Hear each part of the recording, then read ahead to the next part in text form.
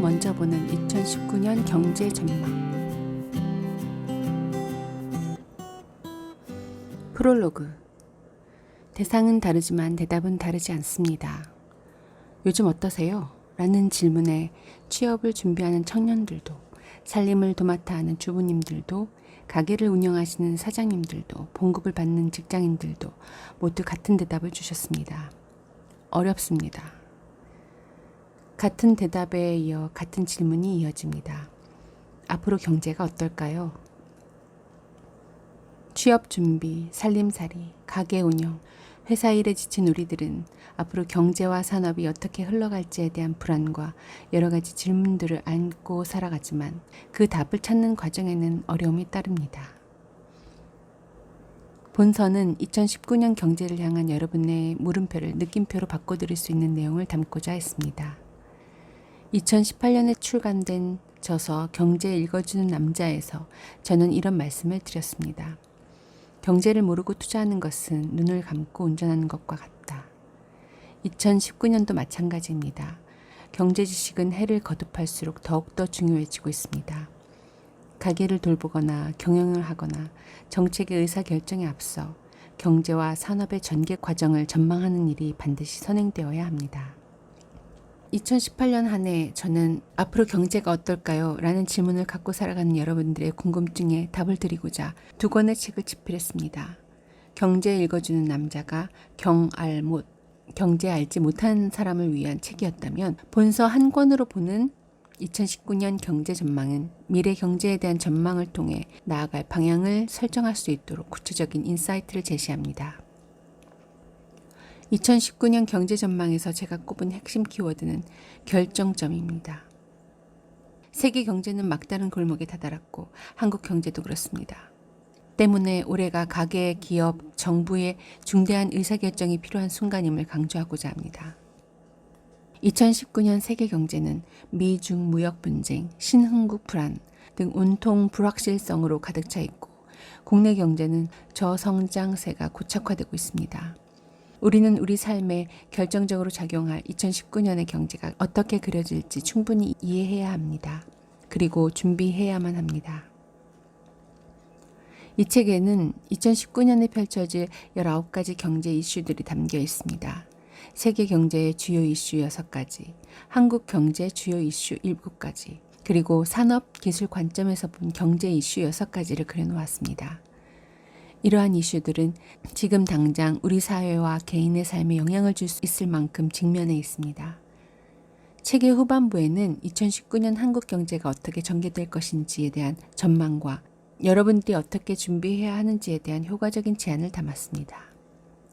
이 책을 내면서 경제라는 바다에 빠져 씨름하며 지냈던 시간들이 떠올랐습니다.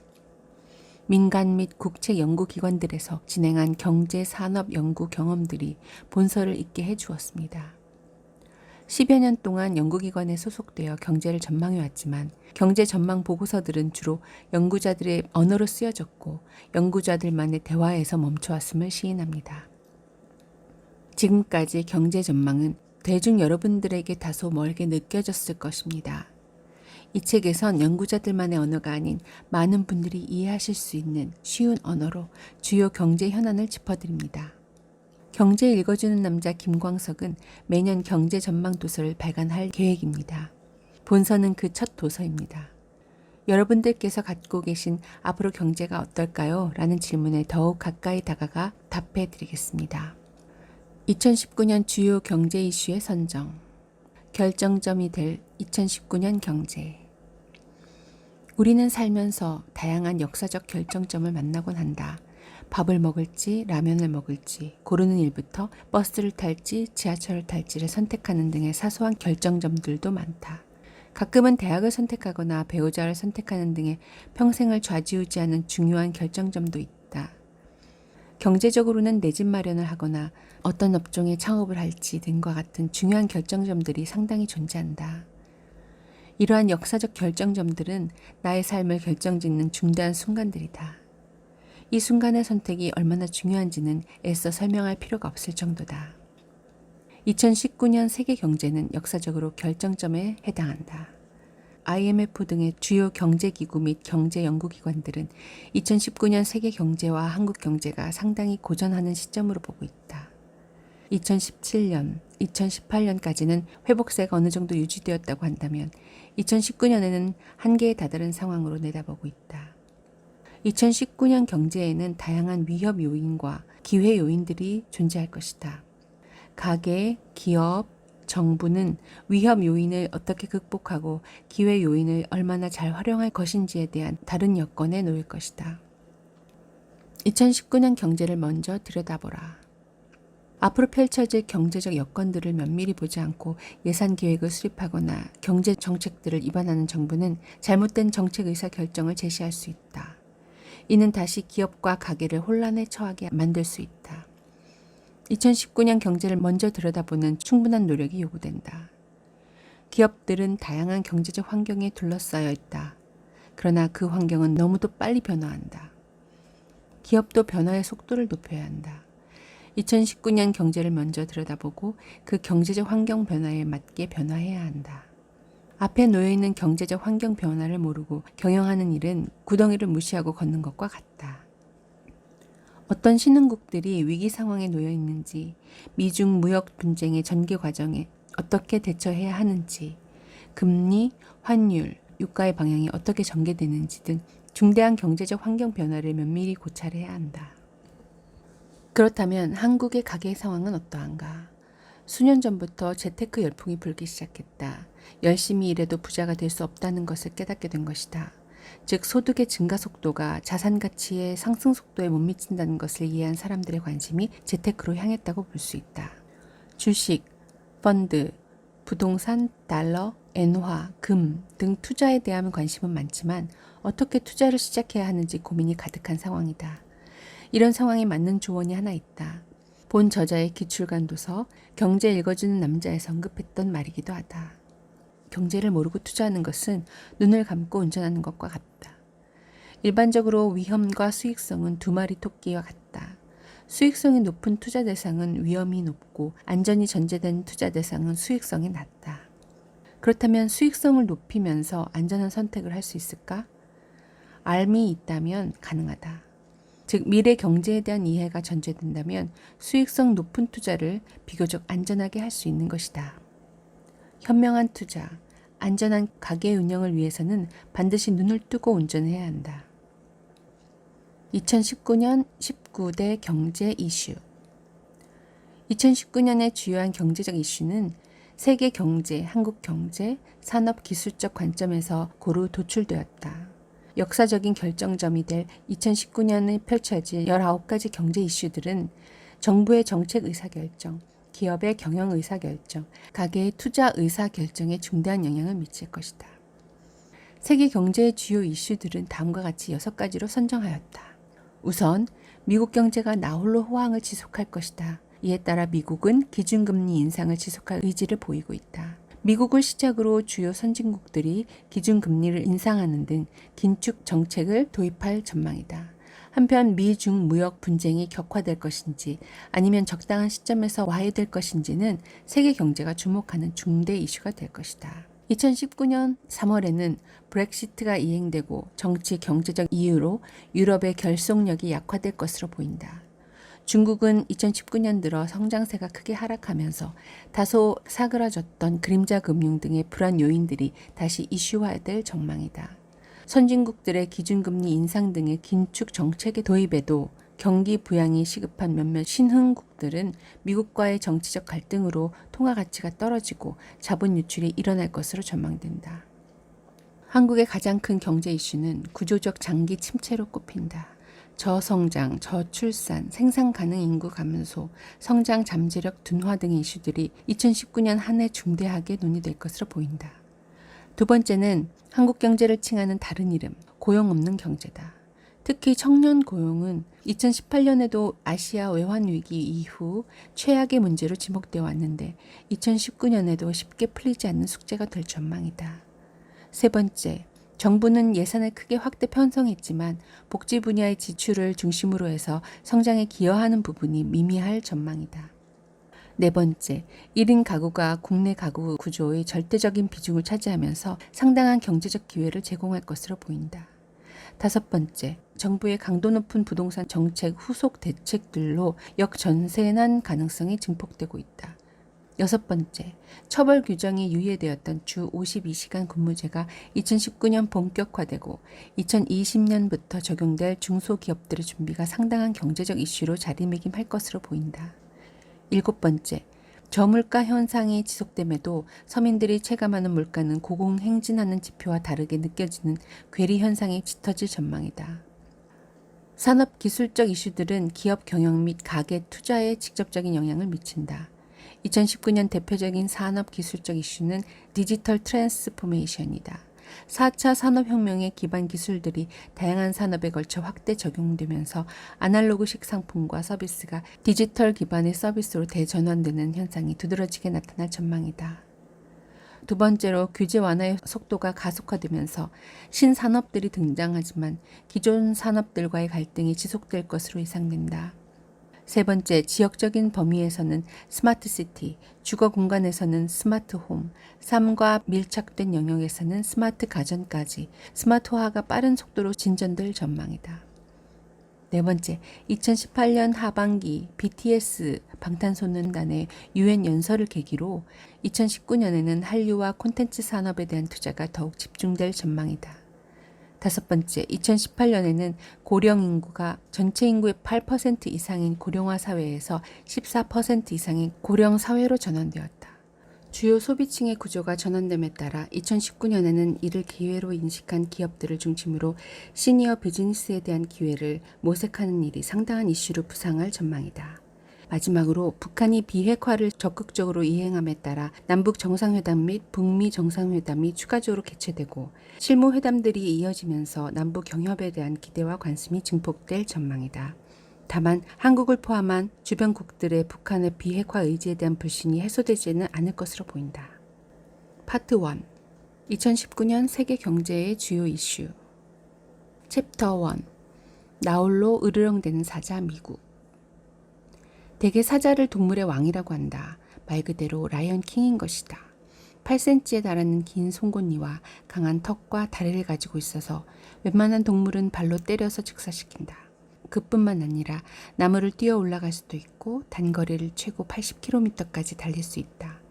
보통 사자는 20마리 정도 무리를 지어 산다. 이 무리를 영어로 프라이드라고 부른다. 한편 고대 이집트 사람들은 사자를 신의 불가사의한 힘과 왕의 위엄을 상징하는 동물로 생각했다고도 한다. 사자에 대한 이야기를 꺼낸 이유는 미국의 기세가 사자와 비견될 만큼 거세기 때문이다. 다시 말해 지금의 미국 경제는 마치 사자의 등 위에 올라탄 모습이다. 신은 개도국들에게 경제 제재를 가하고 중국과 강도 높은 무역 분쟁을 진행하고 재무부 환율 보고서 등을 통해 교역 상대국들의 통화 가치 절상 압력을 가하며 주요국들과의 FTA를 철폐하거나 자신에게 유리한 조건으로 조성해 나가는 모습은 불가사의한 힘을 가진 사자가 으르렁하는 모습을 연상케 한다. 트럼프 대통령이 2016년 후보 시절 외쳤던 Make America Great Again이 이루어지는 모습이다. 2018년 변곡점을 만난 세계는 2019년의 결정점에 부딪혀 한계를 느끼는데 미국은 세계 경제라는 프라이드에서 나 홀로 나와 으르렁하고 있는 듯하다. 나 홀로 활황인 미국 경제.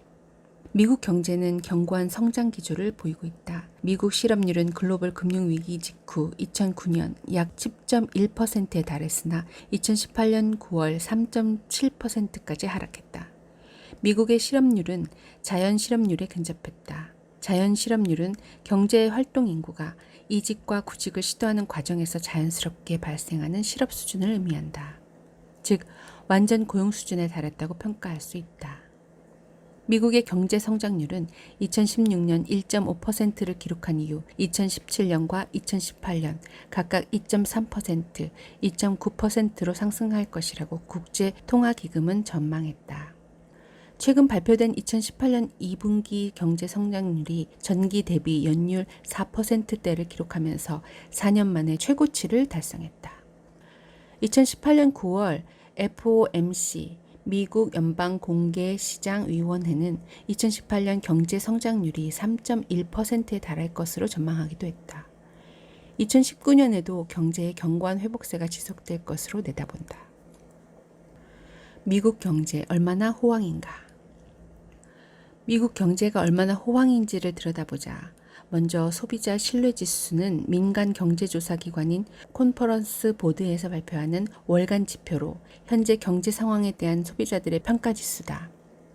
2018년 9월 소비자 신뢰지수는 138.4를 기록해 닷컴 버블이 한창이던 2000년 이후 최고 수준을 기록했다. 컨퍼런스 보드는 매월 경기 선행 지수를 발표하는데 향후 3에서 6개월 동안의 전반적인 경제 활동을 가늠하게 하는 지표에 해당한다. 경기 선행 지수는 세부 항목인 제조업 주당 근로시간, 실업수당 신청, 벤더 실적, 주가, 금리 스프레드, 소비자 기대, 소비재 수주, 건축 허가, 비군수 자본재 수주, 통화량 등 10개의 지표들을 기초로 산출한다. 경기 선행지수도 지속적으로 상승하고 있다. 미국 상무부에서 발표하는 신규 주택 판매 건수도 중장기적으로 상승하는 추세를 그리고 있다. 2018년 8월 신규 주택 판매가 연간 환산 기준으로 한 달 전보다 3.5% 증가한 62만 9천 건이다. 2007년에서 2009년 금융위기 전 수준으로 회복되고 있는 모습이고 전년 동월 대비 신규 주택 판매는 12.7% 증가했다. 미국 주택시장은 고용시장 호조에 따른 수요 증가세가 지속되고 있고 오히려 재고 부족으로 거래가 제한적인 상황이다. 최근 네이비 페더럴 크레딧 유니언의 로버트 프릭 이코노미스트는 월스트리트 저널에 수요는 있지만 건설업자들이 계속해서 입지와 노동력, 합당한 가격의 건설 자재를 찾는 데 어려움을 겪고 있다고 말했다. 활력 넘치는 기업 경기. 소비자 관점에서 경제를 보았다면 생산자 관점에서도 지표를 확인할 필요가 있다. ISM 제조업 지수는 공급관리협회에서 발표하는 월간 지표로 제조업 부문과 비제조업 부문의 기업 실적에 대한 서베이를 통해 경기 동향 지수를 발표한다. ISM 제조업 지수는 글로벌 금융위기 시점의 50을 기준으로 큰 폭으로 하락했고 2016년에도 글로벌 공급 과잉 및 경기 침체로 상당한 수준으로 하락했다. 이후 상승세를 유지하고 있고 글로벌 금융위기 이전 수준으로 회복된 모습이다. 한편 공장이 얼마나 잘 굴러가는지를 보려면 공장 내의 기계가 얼마나 활용되는지를 보면 알 수 있다. 많은 기계들이 놀고 있다면 그 공장은 어렵다는 반증일 것이다. 한 나라의 제조업이 얼마나 활력이 넘치는지를 확인하려면 설비 가동률을 확인할 수 있겠다.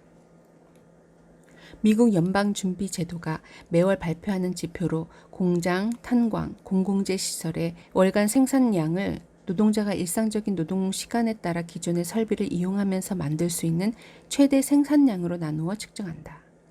설비 가동률 역시 글로벌 금융위기로 2009년 6월 67.3%까지 떨어졌다가 회복되었다. 설비 가동률은 2018년 8월 78.1%로 금융위기 이전 수준까지는 아니지만 2016년 이후 회복세를 지속하고 있다. 미국 경제 호황은 언제까지? 비당파적인 기구인 책임있는 연방예산위원회 분석에 따르면 트럼프 노믹스의 영향으로 2019년에도 미국 경기 회복세가 이어지면서 긴 호황기를 기록할 가능성이 높다. 2017년 감세와 일자리법, 2018년 양당 예산법 등을 통해 경기 진작 효과가 나타나면서 2018년, 2019년에 각각 3.0%, 2.9% 성장할 것으로 전망했다.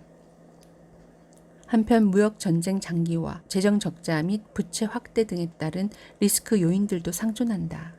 특히 보수 싱크탱크 조세 재단의 보고서에 따르면 트럼프 정부의 무역 관세 정책으로 장기 GDP의 0.59%가 줄어들고 46만 개의 일자리가 줄어들 것이라고 발표했다. 미국의 주변국들에 대한 강건한 경제 정책들이 2020년부터 부메랑으로 돌아와 경제 충격이 발생할 것이라고 보는 것이다. 단기적으로는 나홀로 성장할 수 있으나 중장기적으로는 세계 경제가 톱니바퀴처럼 맞물려 돌아가 동행할 수밖에 없기 때문이다. 신흥국 위기나 중국발 경제 침체가 발생하면 미국도 피해갈 수는 없을 것으로 판단된다. 2019년 미국의 으르렁, 어떻게 대비해야 하나? 먼저 2019년의 미국 경제 회복을 잘 활용해야 한다. 미국 시장에 적합한 상품 기획과 채널 및 마케팅 전략을 적극적으로 구상할 필요가 있다. 한편 미국 기준금리 인상과 이에 따른 신흥국 위기, 관세 인상 조치 등에 대해 적극적으로 대응해야 한다. 미-중 무역 분쟁이 2018년 11월 6일 중간 선거 이후 어떻게 전개될지를 모니터링해야 한다. 특히 2019년 4월에 발표할 미국 재무부의 환율 보고서에 대한 각별한 주의가 필요하다. 한국이 환율 조작국 리스트에 포함될지 여부도 중요하지만 어떤 나라들이 대상이 될지도 주목해야 할 사안이다. 통화 절상 압력 등의 선제적인 외환 전략도 요구된다. 향후 미국 경제가 경기 과열되거나 2019년 하반에 예상보다 빠른 경기 후퇴기에 접어들 가능성이 있다. 따라서 미국 시장을 중심으로 전략적인 준비를 하되 동시에 수출 대상국을 다변화하는 등의 노력을 통해 안전망을 마련해야 하는 것이다. 또한 앞서 설명한 미국 경제의 대외 국가들에 대한 강건한 경제 정책들이 언제 부메랑이 되어 돌아올지 면밀히 지켜볼 필요가 있다. 챕터 2.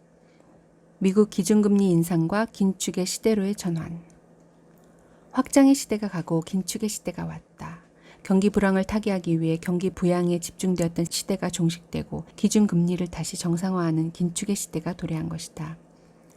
2018년 글로벌 금융위기 이후에는 양적 완화 및 기준금리 인하 등의 강도 높은 확장적 경제 정책들이 주를 이루었다. 이후 미국 경제가 상당한 수준으로 회복되면서 2015년 12월 기준금리를 인상했다. 2016년 12월에도 기준금리를 한 차례 인상했고 2017년에는 세 차례 기준금리를 인상했다. 미국 연방준비제도는 2018년에는 이미 세 차례 기준금리를 인상했다. 그리고 남은 기간 동안에도 기준금리를 한 차례 추가 인상, 2019년 동안에도 세 차례 인상할 것을 예고했다. 앞장에서 살펴본 것처럼 미국 경제가 견고한 성장 기조를 보이고 있기 때문에 미리 예고한 긴축 정책 기조, 즉 기준금리 인상 속도를 유지해 나갈 것으로 판단된다. 선진국들을 중심으로 긴축의 시대 진입. 최근 발표된 IMF에 따르면 선진국들의 물가 상승률이 완만한 속도로 상승해 왔다.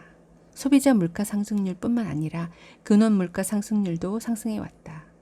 반면 신흥 개도국들의 물가 상승률은 상당한 속도로 둔화되었다. 기준금리에 대한 의사결정을 하는 각국 중앙은행들의 설립 목적이 물가 안정에 있다.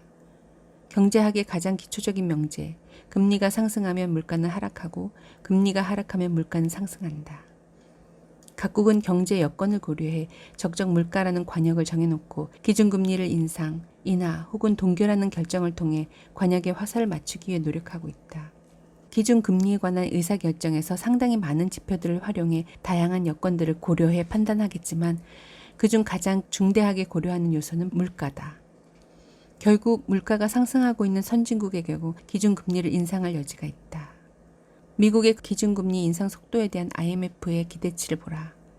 미국의 기준금리 인상 속도가 2017년 9월에 예상했던 것보다 2018년 3월의 예상치가 더 빨라졌고 2018년 9월에 예상한 것은 또 더 빨라졌다.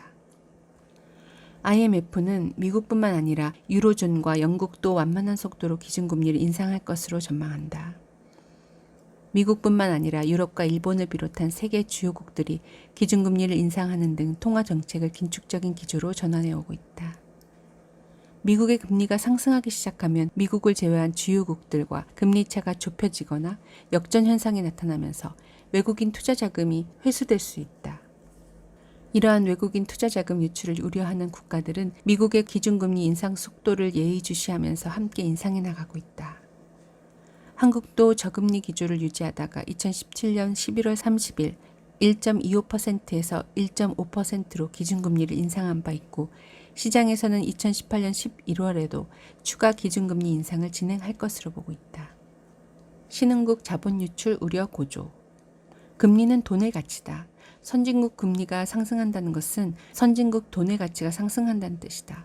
상대적으로 경제 회복세가 미진하고 물가 상승률도 하락하는 신흥국들은 기준금리를 인상할 여지가 없다. 선진국의 통화 가치는 상승하는 반면 신흥국들의 통화는 하락할 수밖에 없다. 전반적으로 선진국들은 2018년 2월부터 최근까지 통화 가치가 상승해 왔다. 특히 미국의 통화 가치가 크게 상승했다.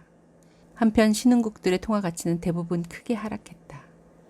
최근 위기 신흥국으로 많이 지목되고 있는 아르헨티나, 터키, 남아프리카 공화국, 브라질, 러시아 등의 통화 가치가 크게 하락했다.